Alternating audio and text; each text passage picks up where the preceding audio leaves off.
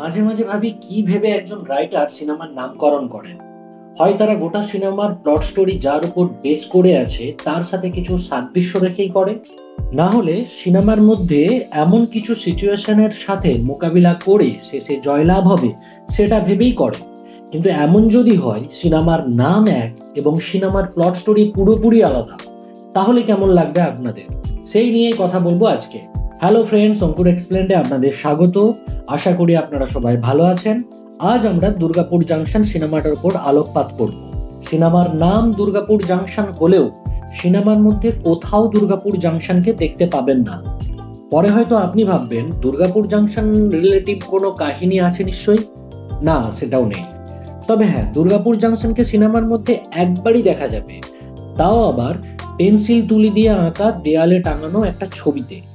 যতই হোক দেখতে আপনি পাবেন, কিন্তু সিনেমার প্লট স্টোরি সম্পূর্ণ আলাদা। ক্রাইম, থ্রিলার এবং সাসপেন্সে ভরপুর। সেটাই আপনার মন কেড়ে নেবে। পরিচালক অরিন্দম ভট্টাচার্যের দুর্গাপুর জাংশন সিনেমার লিড রোলে আমরা স্বস্তিকা এবং বিক্রমকে দেখতে পাই। নিজেকে লজ্জা দিয়ে লাভ নেই, দুজনের পারফরমেন্স খুব ভালো। সাথে যারা অভিনয় করছেন এই সিনেমার মধ্যে তারাও অনবদ্য।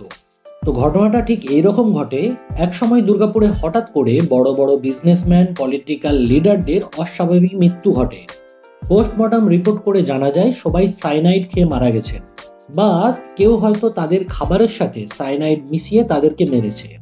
পরীক্ষা করে ডক্টর এটা জানতে পারে খাবারের সাথে না, কেউ সাইনাইডকে এক ধরনের ভিটামিন বি ক্যাপসুলের সাথে খাইয়ে মেরেছে। পুলিশের মাথার ঘুম ছুটে যায়। এক এক করে পুলিশ প্রতিটা ড্রাগ র্যাকেট লোকেদের পাকড়াও করতে আরম্ভ করে।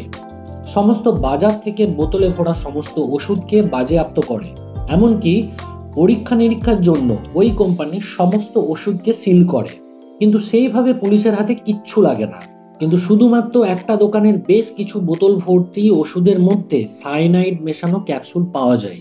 সেইখান থেকে পুলিশ ওই দোকানিকে ট্র্যাক করে জানতে পারে বেশ কিছুদিন আগে কেউ তার দোকান থেকে ওই ওষুধটা নিয়ে গেছিল, কিন্তু না দরকার পড়ার কারণে ওই ওষুধটা বেশ কিছুদিন পরে আবার ফেরত দিয়ে যায়।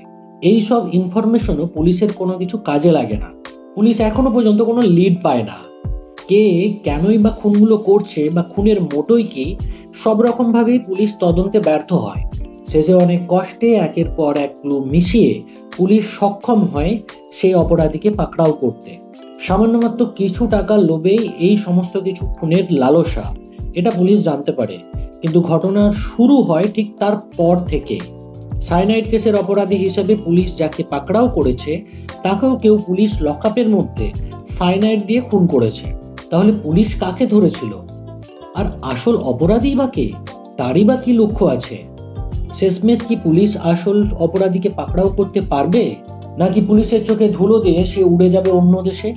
এই সব কিছু টান টান উত্তেজনা ও সাসপেন্স মিশিয়ে এই সিনেমাটা তৈরি করা হয়েছে।